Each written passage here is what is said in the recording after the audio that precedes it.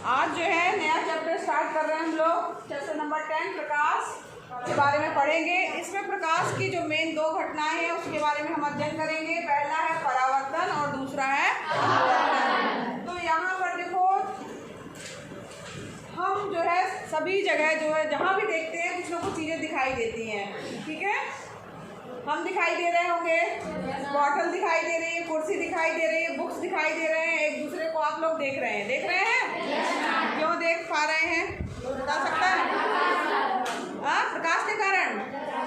हाँ बताओ, खड़े हो, एक जन बताओ। प्रकाश किसी माध्यम से चलकर जब किसी वस्तु या विरासत में टकराकर वापस उसी माध्यम में आ जाता है तो उसे प्रकाश का परावर्तन होता है। हमने ये नहीं पूछा, हमने पूछा कि क्यों जो है हम एक दूसरे को देख पा रहे हैं। हाँ बताओ। जब कोई शब्द या किसी वस्तु पर प्रकाश टकराता है उसी माध्यम में वो हमारी आंखों में आके लगता है तो हम वस्तुओं को देखते हैं। हाँ ये सही बता रही है, वो भी वही चीज़ बताई है, लेकिन उसने पूरा बता दिया कि परावर्तन के बारे में। तो यहाँ पर देखो, किसी भी वस्तु पर जब कोई प्रकाश पड़ता है, चाहे वो दिन हो चाहे वो रात हो, तो यहाँ दिन के समय सूर्य का प्रकाश पर्याप्त है, या कई बार कमरा बंद है तो आप लाइट भी जलाते हैं, ठीक है। ये घटना अंधेरे में नहीं होगी, उसके लिए प्रकाश जो है वो बहुत ज़रूरी है, ठीक है।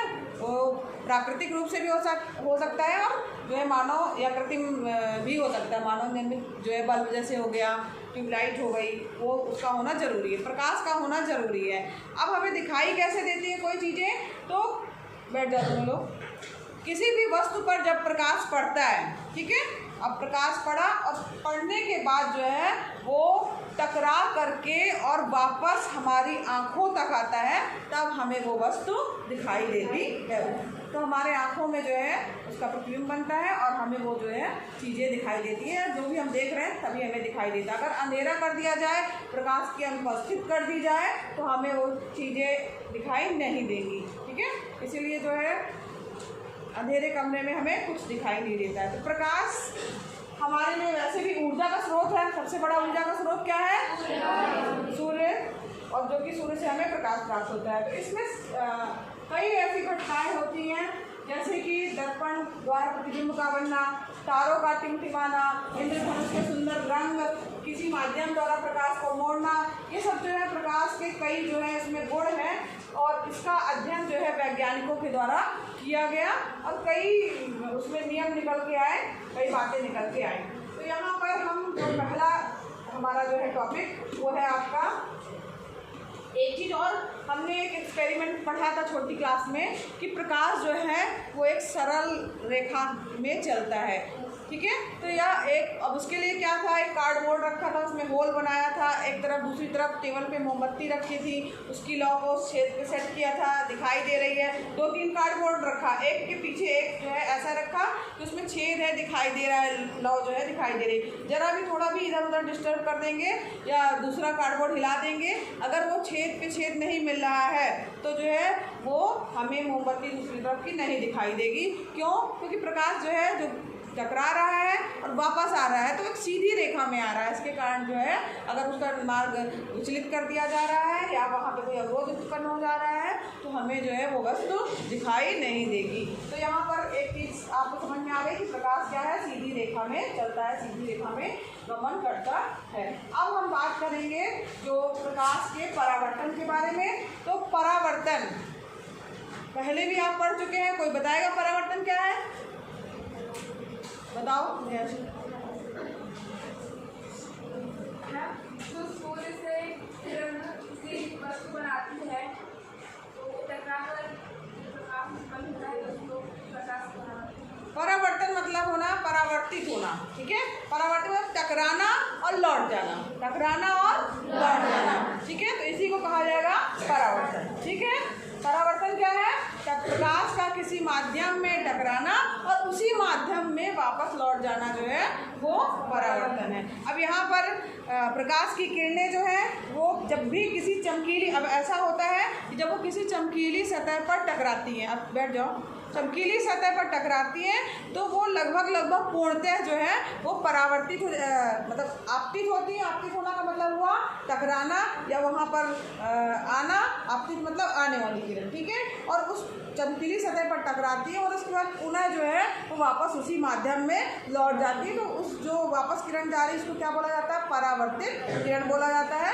तो इसी को जो है प्रकाश का परावर्तन कहा जाता है। चमकीली सतह से प्रकाश का पूर्णतः जो है वापस उसी माध्यम में लौट जाने की घटना क्या कहलाती है? प्रकाश का परावर्तन कहलाती है। परावर्तन के नियम हम लोगों ने पढ़े हैं, है ना।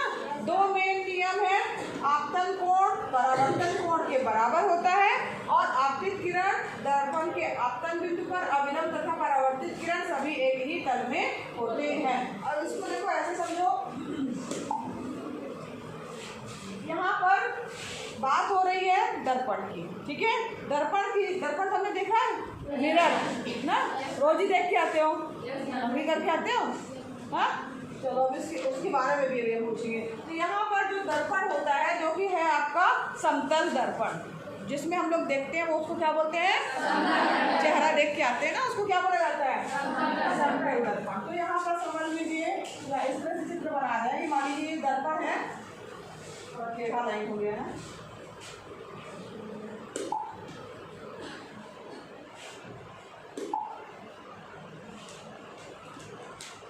अब ये दर्पण है।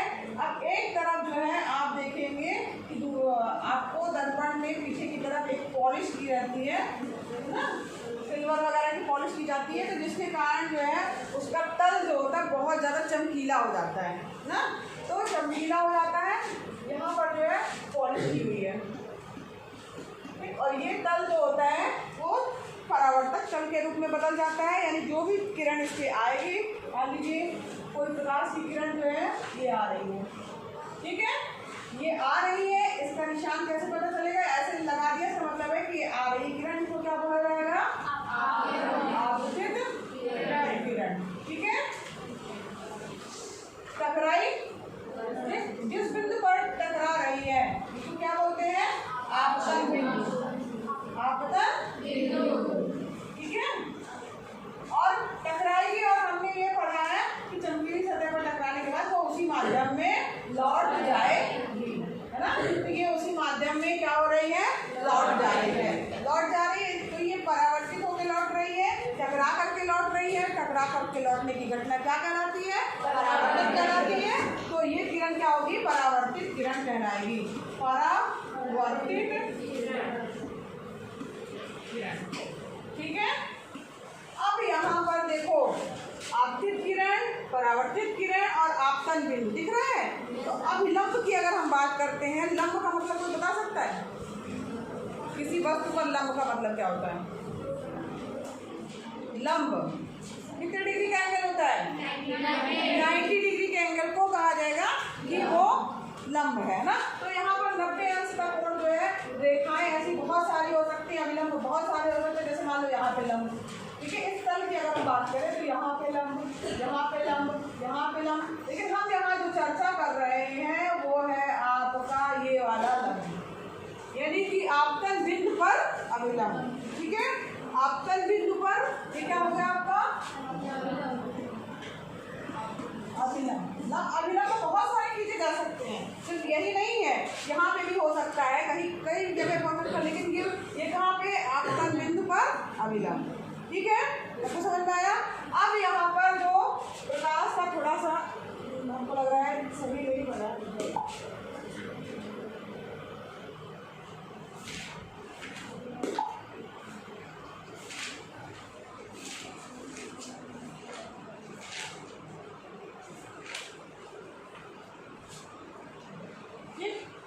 अब यहाँ पर आने वाली किरण आपतित किरण हो गई, लौटने वाली किरण परावर्तित हो गई। ये आपतन बिंदु हो गया और ये आपतन बिंदु पर खींचा गया लंब अभिलंब, ठीक है। अब यहाँ पर देखिए और ये कोण जो है, चूंकि आपतित किरण और अभिलंब के बीच बनने वाला कोण क्या कहलाता है? आपतन कोण। क्या बोलते हैं इसको? आपतन कोण, ठीक है। इसको जो है एंगल आई बोला जाता है, ठीक। और यहाँ पर जो है ये अभिलंब और परावर्तित किरण के बीच जो बनने वाला कोण है, ये क्या कहलाएगा? परावर्तन कोण, परावर्तन कोण। समझ में आ रहा है? इसको एंगल आर हमने नाम दे दिया, ठीक। सबको समझ में आया? तो यहाँ पर जो आपका प्रकाश के परावर्तन का नियम है, ये हम क्या पढ़ रहे हैं? प्रकाश का परावर्तन, परावर्तन। ठीक है,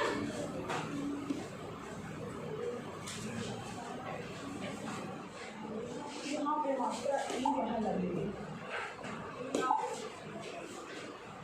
ठीक है, प्रकाश का परावर्तन। अब यहाँ पर जो आपका नियम कहता है, पहला नियम क्या है? पहला नियम ये कहता है प्रकाश के परावर्तन के दो नियम है। पहला नियम है आपतन कोण परावर्तन कोण के बराबर होगा।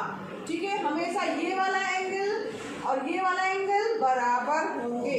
ठीक है, एंगल आई बराबर एंगल आर, यानी कि क्या हो गया?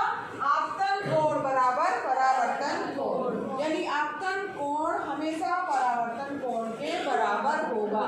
ठीक है, ये पहला नियम सबको समझ में आया? पहला नियम क्या है?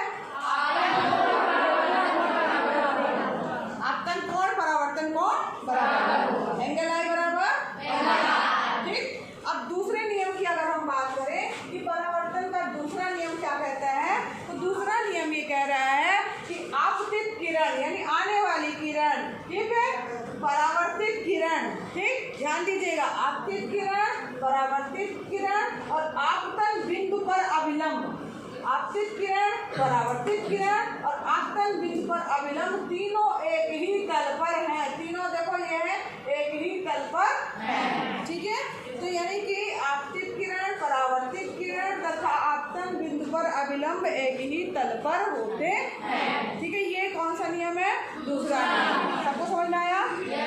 तो यहाँ पर आपतित किरण, परावर्तित किरण और आपतन बिंदु पर अभिलंब एक ही तल पर होते हैं। ठीक है, तो ये परावर्तन के दो नियम हो गए। यही जो है परावर्तन के नियम है, इम्पोर्टेंट है। परावर्तन को इंग्लिश में क्या कहा जाता है, कौन बताएगा?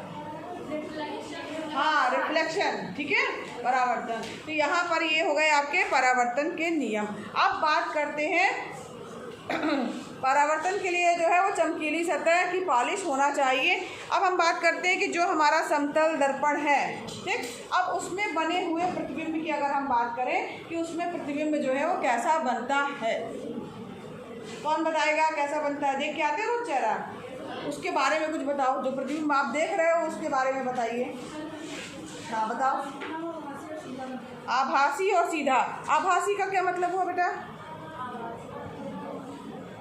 बता सकती हो? आभासी, आभासी मतलब ये होता है हमको आभास हो रहा है दर्पण के सामने जब हम देख रहे हैं कि वो कोई और खड़ा है, यानी हम हमारी फोटो दिख रही है, यानी हमें आभास हो रहा है कि हम उसमें दिख रहे हैं या खड़े हैं, उसको बोला जाएगा आभासी। वास्तविक नहीं है वो, वास्तविक मतलब होता है रियल ना, वास्तविक नहीं है। आभासी है कि हमें प्रतीत हो रहा है कि वो वहाँ पर है, बैठ जाओ। ठीक, और सीधा, सीधा ये भी बात सही है। और कौन दूसरा और कुछ बताओ उसके बारे में, जो प्रतिबिंब आप देख के आते हो उसके बारे में बताओ। और कौन बताएगा भाई? अपना चेहरा देखते हो और तो उसके बारे में बताओ। हाँ,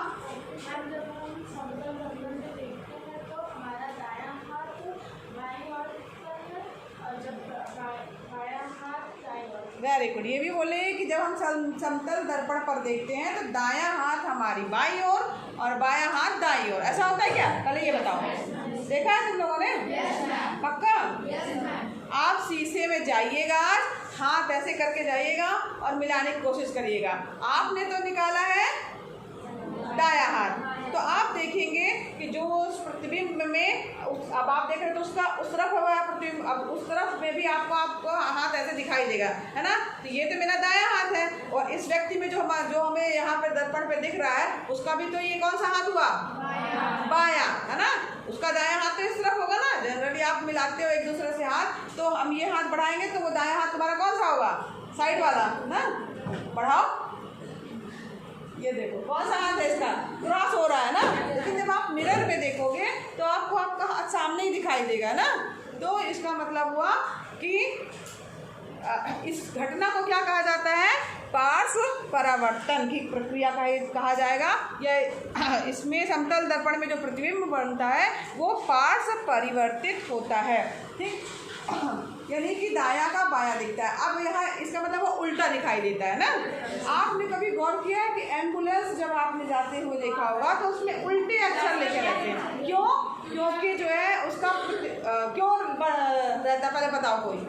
हाँ बताओ। जैसे ट्रैफिक बहुत ज़्यादा रहता है तो जो कार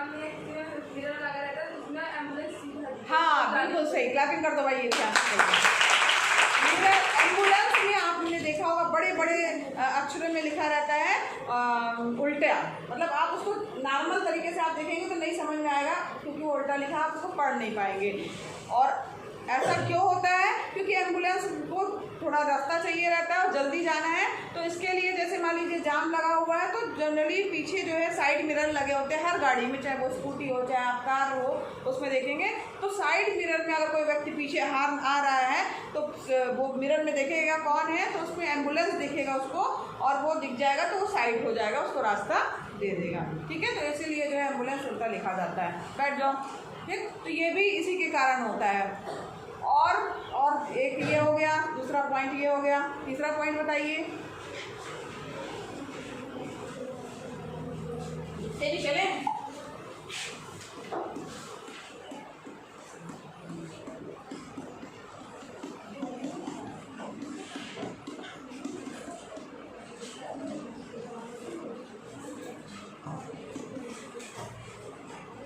बताया क्या होता है, सीधा होता है और आभासी, है ना। सारोते का बनेगा, कैसा बनेगा? सारोते का भी आभासी, सीधा और आभासी बनेगा। ठीक है, पृथ्वी में कैसा बनेगा? सीधा और आभासी। दूसरा इसने बताया कि दायां का बायां दिखता है ना, तो इसका मतलब इसको क्या कहा जाता है? जो प्रतिबिंब है वो क्या होता है? पार्श्व परिवर्तित। पार्श्व परिवर्तित होता है। ठीक है, यानी कि दायां का बायां ना,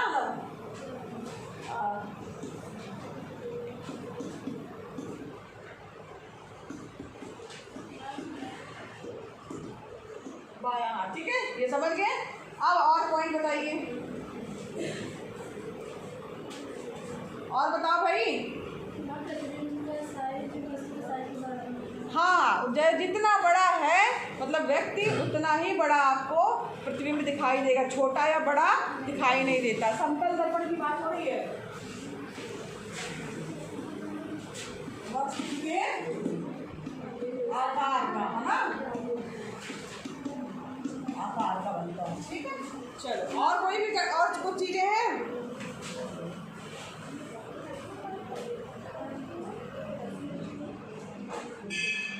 और बताओ। अरे और एक पॉइंट है, हाँ एक चीज और है। आप जैसे मान लो मेरे सामने दर्पण है, तो हम यहाँ पर हैं, तो जितनी दूरी पे हम यहाँ पर दिखाई दे रहे हैं उतनी ही दर्पण के पीछे हम दूरी पे दिखाई देंगे। ऐसे ही होता है ना, पास आते जाएंगे तो लगेगा वो भी पास आ रहा है, पीछे जाते जाएंगे तो लगेगा वो भी पीछे जा रहा है। जो प्रतिबिंब बन रहा है, जो व्यक्ति है उसका प्रतिबिंब जो है वो उतनी ही दूरी पर बनता है। तो चौथा पॉइंट क्या हो गया कि जितनी दूरी पर सामने प्रतिबिंब रखा है,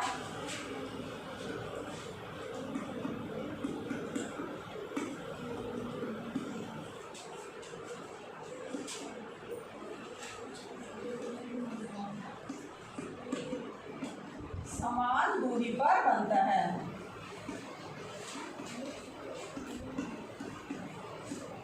ठीक है, बैठ जाओ। तो ये जो है समतल दर्पण के द्वारा जो प्रतिबिंब बना है उसकी विशेषताएं हो गई। सबको समझ में आया? और किसी को कुछ प्रॉब्लम? आज जो पढ़ाया हमने, आज हमने क्या पढ़ा? प्रकाश का परावर्तन क्या है और परावर्तन के नियम क्या है, और जो समतल दर्पण जो है उससे जो प्रकाश का परावर्तन हो रहा है उसमें जो है प्रतिबिंब जो है वो कैसा बन रहा है, क्या क्या पॉइंट है उसमें। ठीक है, समझ में आ गया सबको? अब इसके आगे कल पढ़ेंगे।